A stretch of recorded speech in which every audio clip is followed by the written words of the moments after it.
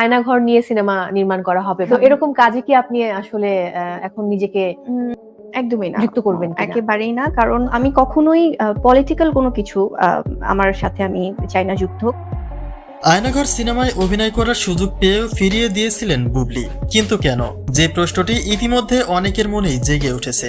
বলা হয়েছে রাজনৈতিক কোনো দলের পক্ষে কিংবা বিপক্ষে গেলে পরবর্তীতে সকলেরই একটা ঝামেলার সম্মুখীন হতে হয়, আর তাই রাজনৈতিক টপিক হওয়াতে এই সিনেমা থেকে সরে দাঁড়িয়েছেন শবনম বুবলি। যার প্রেক্ষিতে অনেকে এটাই বলছে যে ভয় পেয়ে আয়নাঘর সিনেমার গল্পকে রিজেক্ট করে দিয়েছেন বুবলি। তবে দর্শকদের এমন ধারণা কতটুকু যুক্তিসঙ্গত, সে সকল বিস্তারিত তথ্য জানতে অবশ্যই ভিডিওটি না টেনে সঙ্গে থাকুন। ইতিহাসের এক কালো অধ্যায় নেমে এসেছিল আয়নাঘরে বন্দী থাকা ব্যক্তিদের।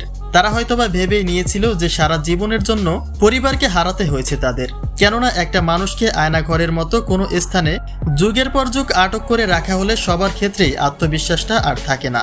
আর মূল কথা হচ্ছে, শেখ হাসিনার পতন না হলে হয়তোবা আয়নাঘরে বন্দী থাকা মানুষগুলি সম্পর্কে জানতে পারাটা কারো পক্ষেই সম্ভব হতো না। এদিকে আয়নাঘর আলোচনায় আসা মাত্রই সিনেমার প্রস্তাব পেয়েছিলেন শবনম বুবলি, যেটি তখন থেকে কিছুটা আভাস দেওয়া হলো, সবটা প্রকাশ করা হয়নি। আর সে বিষয়ে এবার বিস্তারিত তথ্য দিয়েছেন বুবলি। বুবলি বলেন, সেই তখনই আয়নাঘর গল্পের সিনেমায় কাজ করার অফার করা হয়েছিল তাকে, কিন্তু স্বইচ্ছাতেই তিনি গল্পটি রিজেক্ট করে দিয়েছেন। যার কারণসমূহ জানিয়ে তিনি বলেন, রাজনৈতিক রিলেটেড কোনো সিনেমায় যুক্ত হতে চান না তিনি। আয়নাঘর নিয়ে সিনেমা নির্মাণ করা হবে। তো এরকম কাজে কি আপনি আসলে এখন নিজেকে একদমই না, যুক্ত করবেন কিনা? একেবারেই না। কারণ আমি কখনোই পলিটিক্যাল কোনো কিছু আমার সাথে আমি চাই না যুক্ত হোক। অন্যদিকে বুবলির এই কথাগুলি শোনার পরে অনেকেই বলছে ভয় পেয়েই আয়নাঘর সিনেমা থেকে সরে দাঁড়িয়েছেন বুবলি। বাংলাদেশের পরিপ্রেক্ষিতে একটা দল ক্ষমতা হারালেই তাদের বাসস্থান হয়ে যায় কারাগার।